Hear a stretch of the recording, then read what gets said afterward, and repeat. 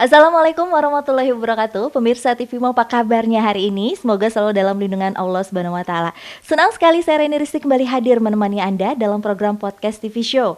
TV Muhammadiyah, ngobrol sering tanpa boring. Coba di sini tempatnya. Seperti biasa, setiap harinya kita selalu ngebahas segala sesuatu yang menarik, yang lagi viral, yang penting, yang bermanfaat. Pokoknya selama 1 jam saya yakin pemirsa TV-mu dan saya pribadi nggak akan bosen deh kita ngobrol-ngobrol di sini. Dan tema kita hari ini bakalan bikin kita lapar. Kenapa? Karena kita akan membahas tentang kuliner, tapi garis besarnya saya akan membahas tentang makanan sejuta umat, warteg. Nah, hari ini saya sudah ditemani oleh narasumber saya, yaitu beliau adalah pengusaha franchise warteg yang kalau misalnya pemirsa TV-mu jalan kemanapun pasti ada franchise-nya. Assalamualaikum Pak Yudi. Waalaikumsalam warahmatullahi wabarakatuh. Gimana kabarnya Pak? Alhamdulillah baik. Alhamdulillah ya. Sebelumnya saya mau nanya dulu nih, bocoran ya. Kan tadi saya udah bilang Pak Yudi ini adalah pengusaha franchise warteg. Udah berapa Pak banyak franchise-nya? Ya baru sekitaran 500. Baru sekitaran 500 ya Pak. Waduh, itu udah luar biasa sekali loh. 500 warteg ada di mana-mana, tersebar di Jakarta aja atau di Jabodetabek. Yang luar kota tuh baru ada 5, di Bandung ada 2, Semarang ada 2, Purwokerto 1. Tapi permintaan sebenarnya banyak sih di luar-luar sana, cuma memang belum inilah. Tapi saya kebayangnya gini, kalau di luar kota cuma ada 5, di Jabodetabek berarti ada sekitar 495. Itu dia Pak Yudi, Masya Allah luar biasa. Oke, saya nggak mau basa-basi lagi, saya mau ngobrol tentang ini warteg. Menarik banget ini, makanan sejuta umat. Semua orang saya yakin pasti pernah mencoba warteg gitu sendiri. Nah, kalau Pak Yudi awal mulanya bisa terjun ke usaha bidang warteg ini sendiri, gimana Pak Yudi? Boleh diceritain nggak? Iya, kalau aku sih dulu waktu amatan SD ya, saya sudah merantau ke Jakarta itu dagang asongan dulu Mbak. Dari dagang asongan. Oh, oke. Terus. Nah, terus istilahnya kalau dagang asongan di pinggir jalan kayak gitu kan sering ya, nanti kalau ada penertiban kita, kita harus lari, kita harus ngungsi lah istilahnya kayak gitu. Nah akhirnya setelah saya mau menikah saya pengen punya usaha warteg gitu kan, karena emang background orang-orang kami itu rata-rata warung nasi gitu kan. Jadi ya alhamdulillah sih kesampaian juga, walaupun warteg pertama kami juga emang warteg kaki 5 dulu istilahnya. Ya ini warteg kan gini, makanan pokok, jadi nggak ada matinya. Dulu zamannya krisis moneter aja, warteg tuh masih eksis kok. Betul. Jadi orang kan mau nganggur mau apa tetap aja tuh kebutuhan makan itu kan wajib gitu kan. Betul. Jadi pilihan saya itu tetap adalah di warteg. Berarti kalau dihitung-hitung sampai dengan tahun 2020 ini, Pak Yudi udah berapa lama nih eksis di dunia warteg ini? Warteg sih kisaran 25 tahun ada. 25 tahun. Itu inget nggak dulu pertama kali buka usaha warteg itu tadi kaki 5, tapi itu inget banget di daerah mana atau sampai sekarang masih ada atau enggak? Daerahnya masih ada, saya masih tinggal di daerah sana juga, di samping kantor Kecamatan Cilandak itu warteg pertama kami. Di samping kantor Kecamatan Cilandak itu Jakarta Selatan. Oke. Nah, 25 tahun pasti punya naik turun sampai akhirnya bisa berkembang 500 franchise. Itu bukan sesuatu yang kecil loh Pak, gitu, sesuatu yang luar biasa. Awalnya sampai akhirnya kepikiran ini di franchise aja deh, itu gimana? Orang-orang tertarik untuk franchise atau Pak Yudi sendiri yang nawarin gitu? Enggak sih, awalnya sih menurut aku kayak nggak sengaja sih. Jadi gini, aku kalau emang mau ngontrak suatu tempat kadang ditanya kan buat apa gitu, pasti kan yang punya kios buat warteg jangan deh kotor nanti kumuh gitu kan. Selama ini jadi mindset warteg adalah kotor gitu kan, kumuh. Jadi aku pengen merubah gitu kan. Akhirnya emang aku rubah gitu, dalam arti aku mulai warteg itu dibikin dindingnya yang di keramik semua. Nah setelah terlaksana seperti itu, terus aku nempel nomor telepon saya tuh di warteg. Pikiran saya nanti barangkali ada orang pesen atau apa. Ternyata itu banyak orang nanya gitu kan. Nah akhirnya pertama sih sebenarnya aku franchise itu sama teman-teman sendiri yang maksudnya dari daerah itu yang modalnya tuh baru 50%. Akhirnya kredit Mbak. Dulu saya pertama kali franchise itu cuma ngeriditin loh. Jadi istilahnya nih total 100 juta nih, zaman dulu kan 100 jutaan.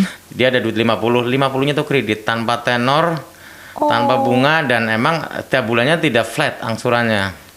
Jadi kalau di bank kan flat nih, 3 juta, terus kalau ke kami dulu itu enggak. Jadi ada yang ngasih sebulan 5 juta, 3 juta, 2 juta, bolak-balik terus nggak apa-apa. Jadi istilahnya bulan ini 2 juta, bulan depan 3 juta, turun lagi 2 juta, nanti naik lagi itu nggak apa-apa. Itu awalnya seperti itu sama teman-teman sendiri gitu kan.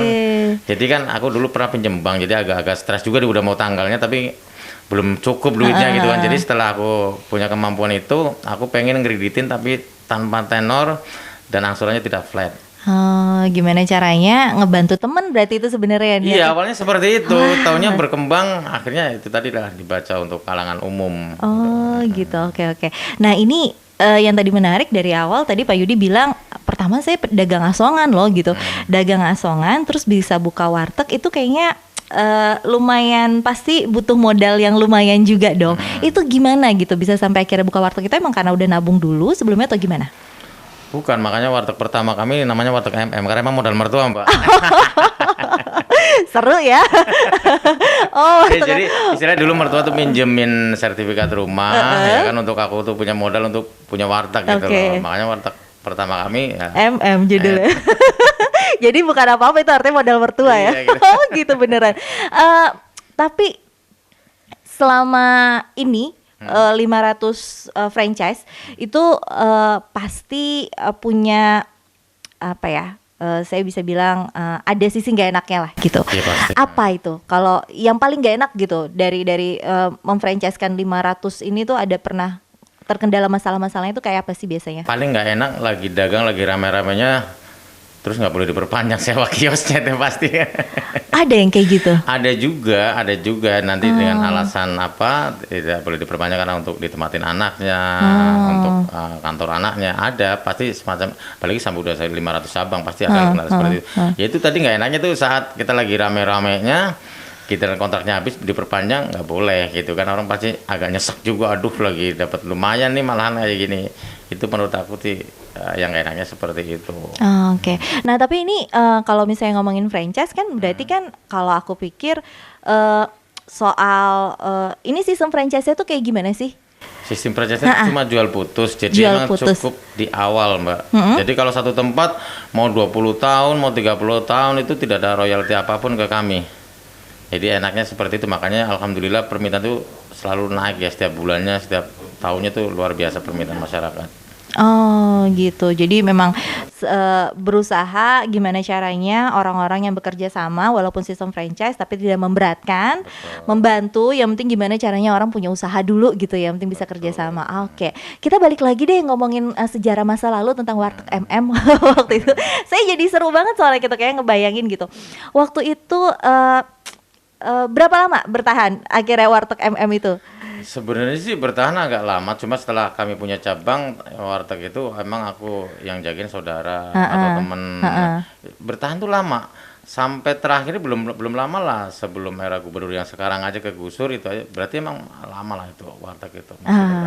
Waktu dulu meyakinkan mertua gitu sampai akhirnya dibolehkan punya modal gitu, yang saya pikir itu juga pasti modalnya lumayan gitu, gimana cara meyakinkan orang tua? Sebenarnya bukan saya, tapi mertua sendiri yang menawarkan. Oh gitu. Nah, ya, karena kan pengen mungkin anaknya gitu ya, menantunya tuh pengen ada perubahan, jangan di pinggir jalan terus dagang rokok seperti itu. Sebenarnya sebelum aku married juga emang aku sudah join sama mertua. Cuma kebetulan pemikiran manusia itu tadi ya. Jadi pengen aku dagang asongan, setelah married nanti dagang warteg, ada peningkatan ekonomi. Tapi ternyata Tuhan berkehendak lain. Jadi aku belum masuk, ternyata warung itu udah bangkrut. Oh gitu. Jadi akhirnya aku married dagang asongan lagi. Dan mungkin lihat mertua itu kasihan gitu kan. Mertua juga mungkin tidak punya, yang punya ya istilah tadi itulah menggadaikan sertifikat di bank, akhirnya itu. Tapi memang akhirnya ada jalan ya, buktinya sampai sekarang nih 25 tahun. Ini yang suka masak siapa sih? Kalau warteg itu pasti kan harus ada basic masak gitu, walaupun di daerah sana memang kebanyakan orang jual rumah makan, tapi pasti harus ada basic masak. Ini sebenarnya yang suka masak siapa? Pak Yudi atau istrinya Pak Yudi? Kalau saya sendiri sih nggak bisa masak, paling masak air. Tentunya istri saya sendiri. Oh gitu, jadi pas pertama kali buka rumah makan, warteg, istri yang masak semuanya. Betul. Dan istri, berarti masakan istrinya luar biasa. Buktinya gara-gara itu bisa jadi nyebar semua. Nah kita bakalan ngobrol lagi nih tentang franchise-nya Pak Yudi. Gimana bisa sampai 500 franchise. Terus kira-kira dari 500 franchise itu bakalan akan gimana sih, pokoknya sistemnya kita akan ngomongin tentang sistem franchise itu. Kita jangan kemana-mana nih, tetap di podcast TV Show TV Muhammadiyah, ngobrol sering tanpa boring, cuma di sini tempatnya.